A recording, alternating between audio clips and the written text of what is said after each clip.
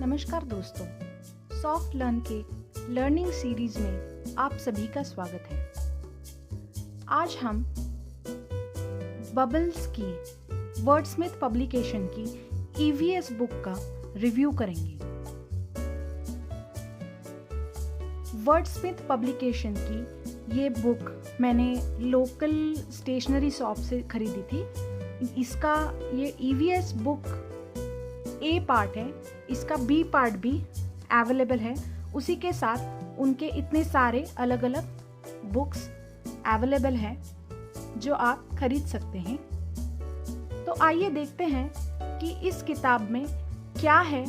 इससे आपको ईवीएस के फुल सिलेबस के बारे में भी जानकारी हो जाएंगी। ईवीएस बुक ए, इसमें सबसे पहले है match the animals to their body parts. यहाँ पर अलग अलग एनिमल्स दिखाए गए हैं और उनके बॉडी पार्ट्स भी एक तरफ दिखाए गए हैं। जैसे कि राइनोसोरस का हॉर्न इधर दिखाया गया है जो बच्चों को मैच करना है। इससे पिक्चर और उसका रिलेटिव पार्ट देखने का अभ्यास बच्चों का होता है। इसी के साथ एनिमल्स और उनके होम्स को भी मैचिंग एक्टिविटी के जरिए सिखाया गया है। यहाँ पर कलर एक्टिविटी है जो कि डोमेस्टिक एनिमल्स से रिलेटेड है। यहाँ पर हॉर्स, गोट और काऊ ये एनिमल्स डोमेस्टिक एनिमल्स है। फार्म एनिमल्स इनको ज़्यादातर से बोलते हैं। तो इन एनिमल्स को कलर करने की एक्टिविटी बच्चों के लिए दी गई है। इसी के साथ जो फ्लाइटलेस बर्ड्स हैं उसके बारे में भी जानकारी देने के लिए ये चित्र दिए हुए हैं, पिक्चर्स दिए गए हैं। जैसे पेंगुइन है, ऑस्ट्रिच है, दीज आर फ्लाइटलेस बर्ड्स। तो इनके ऊपर क्रॉस लगाना है और जो बर्ड्स उड़ सकते हैं उनके यहाँ पर टिक मार्क लगानी है। हमारे नेशनल बर्ड पीकॉक के बारे में भी बच्चों को जानना चाहिए और इसीलिए ये कलरिंग एक्टिविटी भी दी हुई है। इसी के साथ वाटर के बारे में बच्चों को जानना चाहिए कि वाटर आखिर आता कैसे है, या रेन कैसे होती है, या वाटर साइकिल एग्जैक्टली कैसे है। तो यहाँ पर सी दिखाया गया है, सूरज की गर्मी से पानी की भाप हो रही है और उससे बादल बन रहे हैं और फिर वो रेन्स के जरिए वापस से सी में आ रहे हैं। ये एक पिक्टोरल भी चार्ट है। उसी के साथ वहाँ पर ट्रेसिंग एक्टिविटी दी है जो बच्चों को करनी है। उसी के साथ सीजन्स के बारे में जानकारी है कि कौन से सीजन में क्या कपड़े पहने जाते हैं, कौन से सीजन को क्या नाम है, क्या बोला जाता है, इसके बारे में। फिर रेनी सीजन में कौन कौन से क्रीचर्स हमें दिखते हैं, जैसे सेंटीपेड दिखता है, अर्थवर्म दिखता है या फ्रॉग दिखता है, तो उसको सर्कल करने की एक्टिविटी है। उसी के साथ ये वाटर सोर्सेज के बारे में है। जैसे ही हम पानी के बारे में सोचते हैं तो पानी हमें कहाँ कहाँ से मिलता है, इसके बारे में बच्चों को पता होना चाहिए। जैसे गांव में होती है तो वेल होती है या पॉन्ड होते हैं और हमें रिवर से पानी मिलता है। या अगर सिटी के देखा जाए तो सिटी में क्या होता है कि डैम होता है, डैम से पाइप के जरिए पानी बिल्डिंग तक पहुंचता है। तो इसके बारे में भी बताया गया है।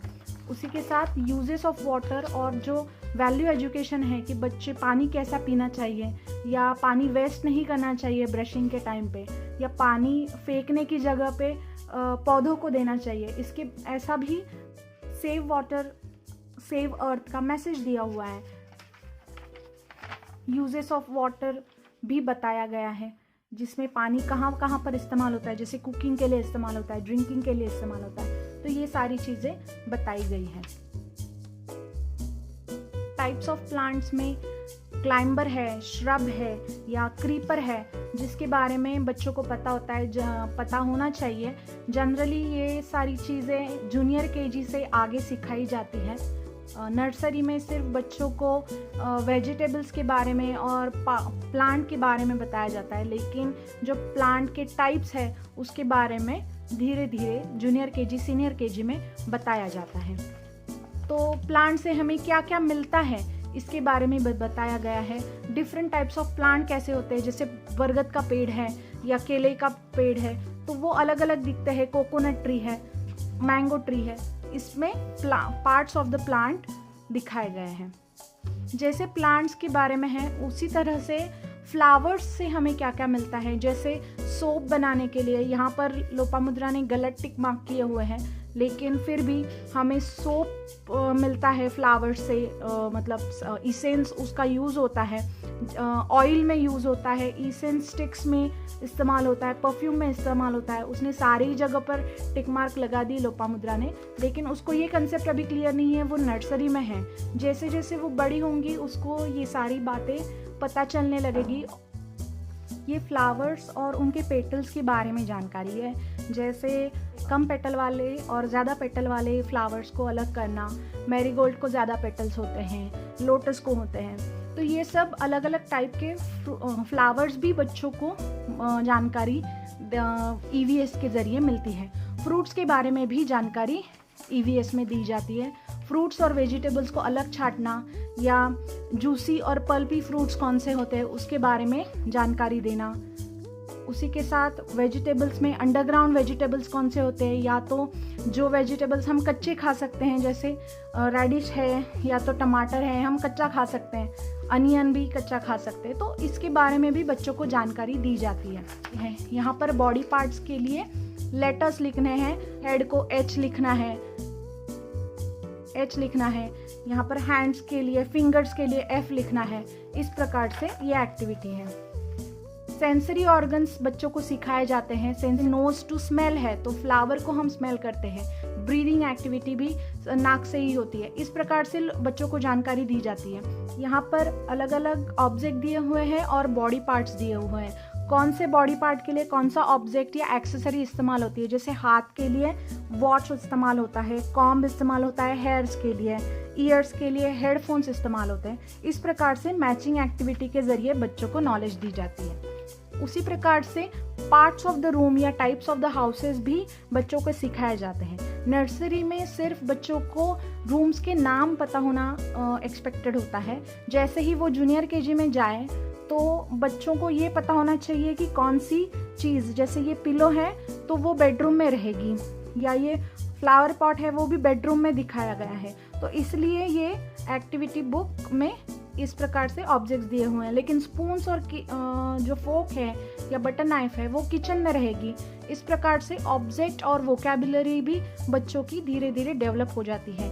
जैसे ही वो सीनियर KG में जाते हैं या PP2 में जाते हैं, उनको टाइप्स ऑफ हाउसेस, रूम्स और उसी के साथ कहाँ पर कौन सी एक्टिविटी होती है। जैसे बेडरूम में हम सोते हैं, किचन में जो है वो हम कुकिंग करते हैं, या डाइनिंग रूम में हम खाना खाते हैं, लिविंग रूम में हम मेहमानों से मिलते हैं या TV देखते हैं। इस प्रकार से एक्टिविटीज़ को भी वो डिस्क्राइब कर पाए। इस प्रकार से वो बातों में बात करने के टाइम पे भी इन सारे वोकैबुलरी को यूज़ कर पाए, ऐसा सीनियर KG तक एक्सपेक्टेड रहता है। उसी के साथ कौन सी चीज़ हम स्कूल में लेकर जाते हैं, इसके लिए जैसे वाटर बॉटल है, पेंसिल है, इरेज़र है, ये सब हम बुक है, ये सब हम स्कूल में लेकर जाते हैं। स्कूल बैकपैक है तो इसको टिक लगाना है, और जो चीज़ें हम नहीं लेकर जाते हैं उसको क्रॉस लगाना है।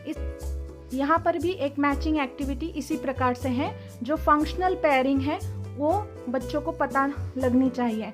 जैसे डस्टर और चॉक है, उसके साथ ब्लैक बोर्ड का फंक्शनल यूज़ है, बैकपैक के साथ बुक्स हैं, क्रेयॉन्स के साथ ड्राइंग बुक है।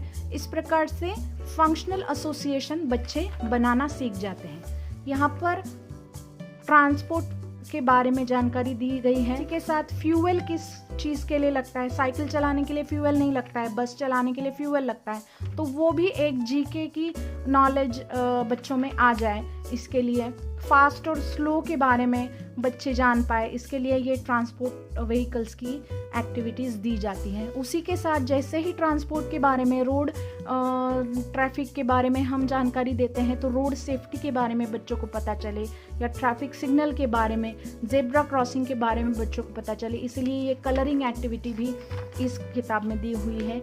कम्युनिटी हेल्पर्स के बारे में बच्चों को सिखाया जाता है ईवीएस में ही, जैसे पुलिसमैन है, पोस्टमैन है, डॉक्टर है, वो कौन कौन सी चीज़ें इस्तेमाल करते हैं, कौन सी चीज़ किसके लिए काम में आएगी। जैसे आरी है या जिसको सॉ बोलते हैं वो है, तो वो वुड कटिंग के काम में आएगी, या शू मेंडिंग के लिए ये ऑब्जेक्ट काम में आएगा। सुइंग मशीन है तो वो कपड़े सिलाने के लिए काम में आएगा। इस प्रकार से ऑब्जेक्ट्स रिलेटेड भी एक्टिविटीज़ बच्चे सॉर्ट कर पाते हैं। कौन सा कम्युनिटी हेल्पर कौन सी चीज़ें इस्तेमाल करता है। यहाँ पर लोपामुद्रा ने सबको सर्कल कर दिया है कि पुलिसमैन है तो वो कैप, रिवॉल्वर और स्टिक का भी इस्तेमाल करेगा, लेकिन इंजेक्शन का इस्तेमाल नहीं करेगा, तो उसको क्रॉस लगाया है।